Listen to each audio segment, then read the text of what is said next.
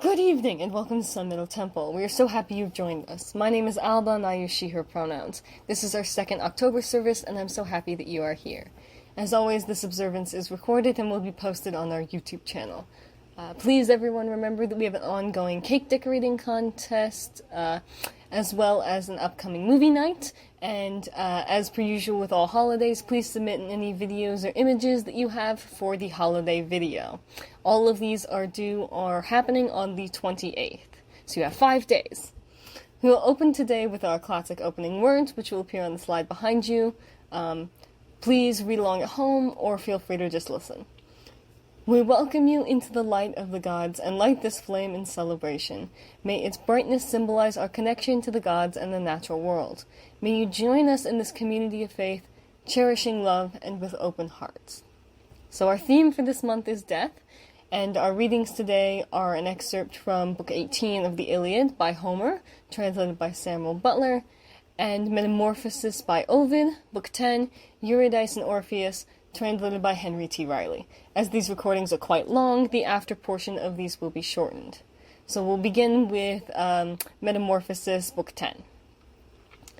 Thence Hymenaeus, clad in saffron-colored robe, passed through the unmeasured tract of air and directed his course to the regions of the Ciconians. In vain was invoked by the voice of Orpheus. He presented himself indeed, but he brought with him neither auspicious words nor joyful looks, nor yet a happy omen. The torch, too, which he held, was hissing with a smoke that brought tears to the eyes, and as it was, it found no flames amid its waving. The issue was more disastrous than the omens, for the new-made bride, while she was strolling along the grass, attended by a train of naiads, was killed, having received the sting of a serpent on her ankle.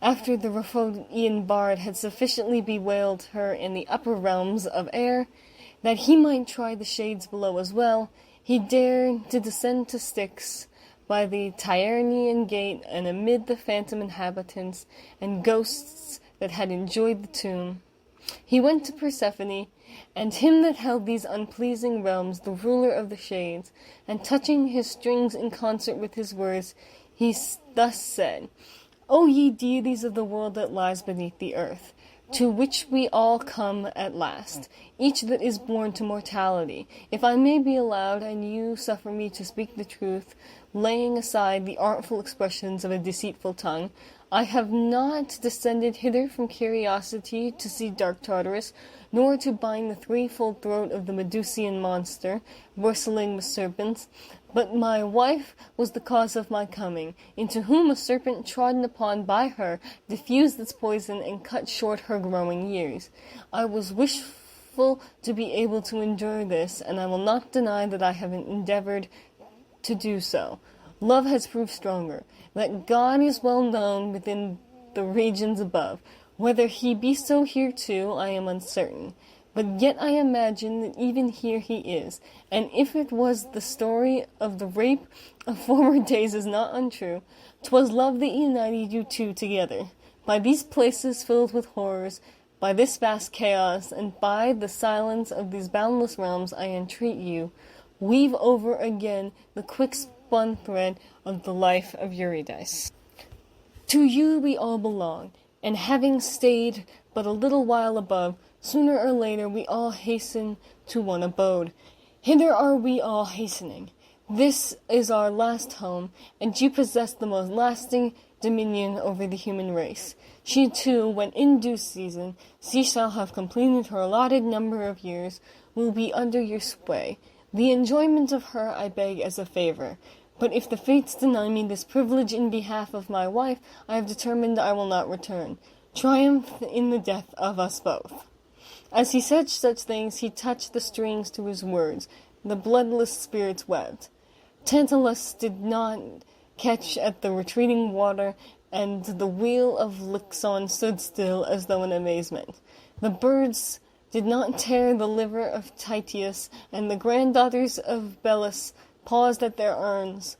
Thou, too, Sisyphus, didst seat thyself on thy stone. The story is that then, for the first time, the cheeks of Eumenides, overcome by his music, were wet with tears. nor could the royal consort, nor he who rules the infernal regions, endure to deny him his request, and they called for Eurydice. She was among the shades newly arrived, and she advanced with slow pace by reason of her wound.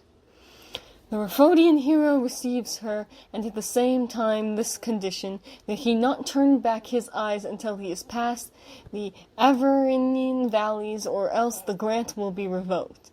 The ascending path is mounted in deep silence, steep, dark, and enveloped in deepening gloom. And now they were not far from the verge of the upper earth. He, enamored, fearing lest she should flag and impatient to behold her, turned his eyes, and immediately she sank back again. She, hapless one, both stretching out her arms and struggling to be grasped, and to grasp him, caught nothing but the fleeting air. And now, dying a second time, she did not at all complain of her husband, for why should she complain of being beloved? And now she pronounced the last farewell, which scarcely did he catch with his ears, and again she was hurried back to the same place.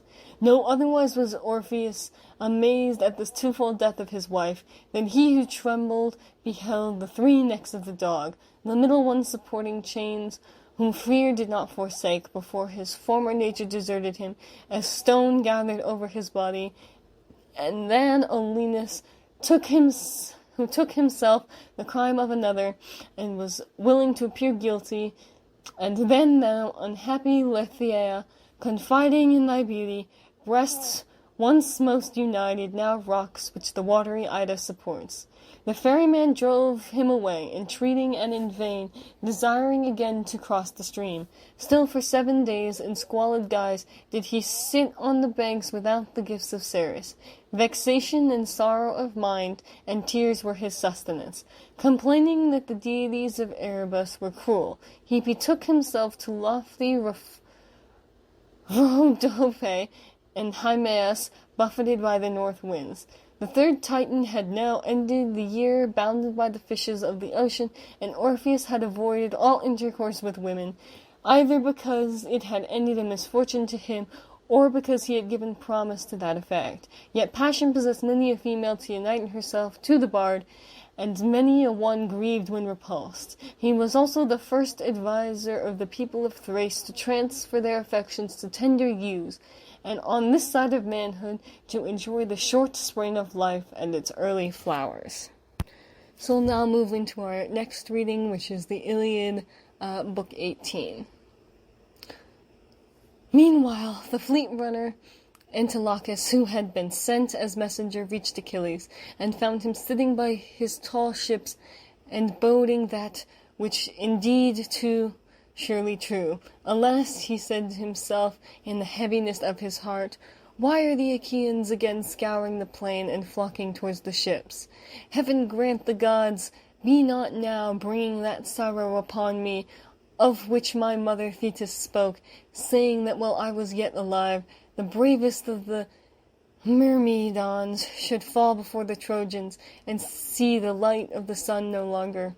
I feel the brave son of Menoetus has fallen through his own daring, and yet I bade him return to the ships as soon as he had driven back those that were bringing fire against him, and not join battle with Hector. As he was thus pondering, the son of Nestor came up to him and told him his sad tale, weeping bitterly the while. Alas, he cried, the son of noble Peleus, I bring you bad tidings. Would indeed that they were untrue.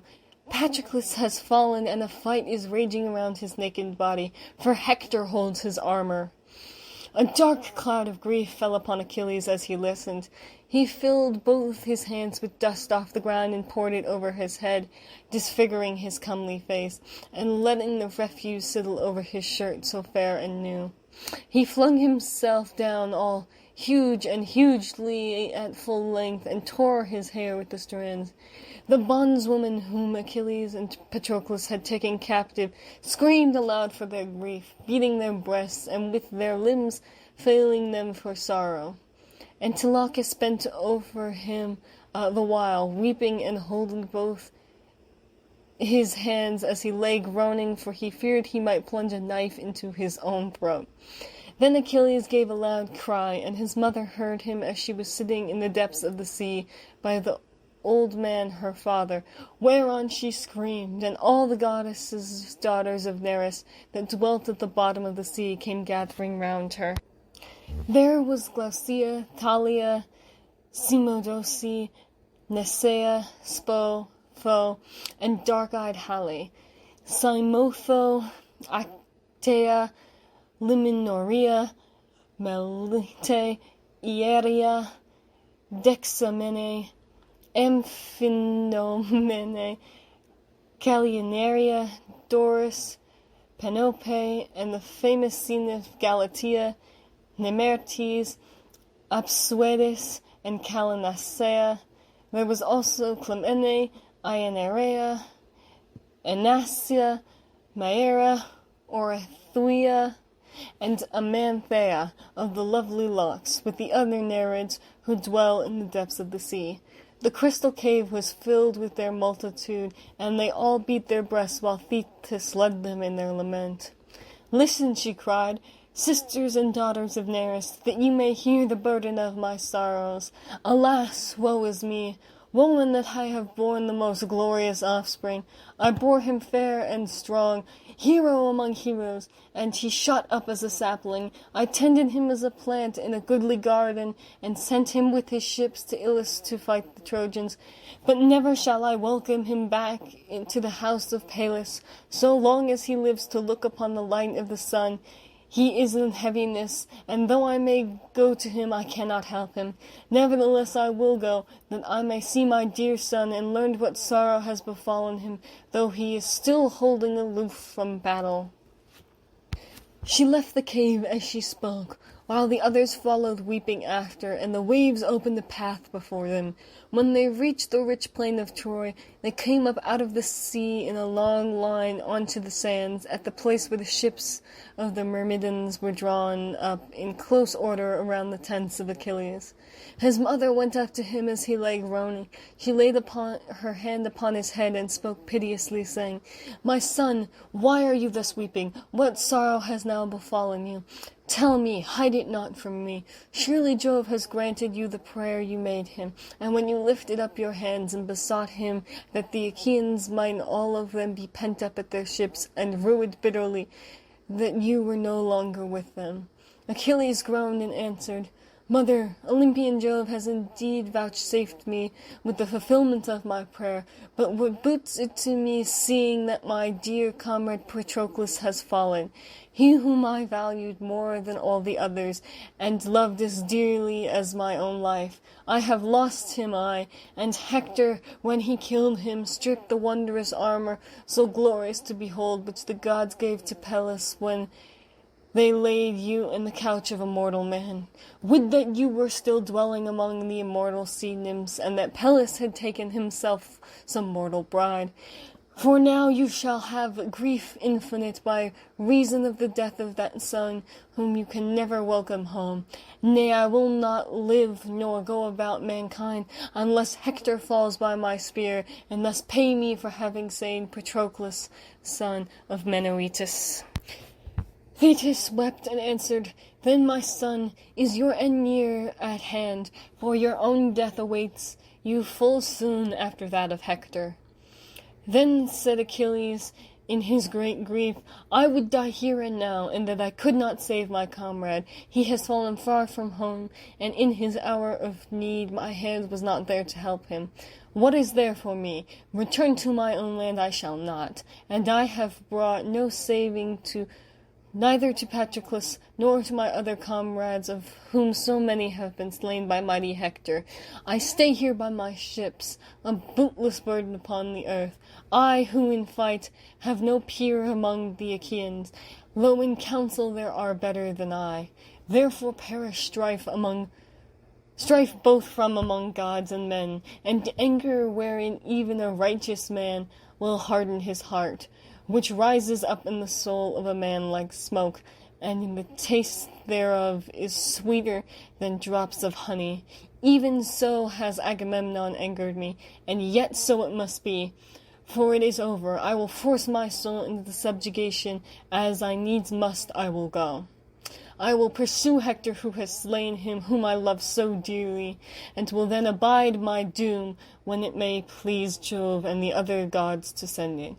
Even Hercules, the best beloved of Jove, even he could not escape the hand of death, but fate and Juno's fierce anger laid him low, as I too shall lie when I am dead, if like a doom awaits me. Till then I will win fame, and will bid Trojan and Ardennian women wring tears from their tender cheeks, with both their hands in the grievousness of their sorrow. Thus they shall know that he who has held aloof for so long will hold aloof no longer. Hold me not back, therefore, in the love you bear me, for you shall not move me. One of the main things present throughout both of these pieces is grief. Through this we can see that humans in the past and the present are very, very similar. They have the same feelings, and we can always empathize with those in the past and the future. Connection to people throughout history expands our community and allows us to connect with those who have gone before. So, we will now move into the ritual part of the observance. If you want to, you can join us at home and read the words aloud, or just listen, and you are welcome to complete the ritual at home. I will be recording a ritual, and so there will be in the future a ritual recorded video that will go here. We leave this offering for our gods to symbolize our connection and devotion. We gift this water to accept the flow of our lives. We gift this rock to symbolize the stability of gods in the world. We welcome life and bless our offerings with oil to share our riches. We embrace our connection to each other and the world and celebrate our revival. Closing words. So now on to our closing words. As we move into the world, let us remember our community of faith. Cherish love and open your heart as you walk through life. Hold dear the light of the gods and our connection with the natural world.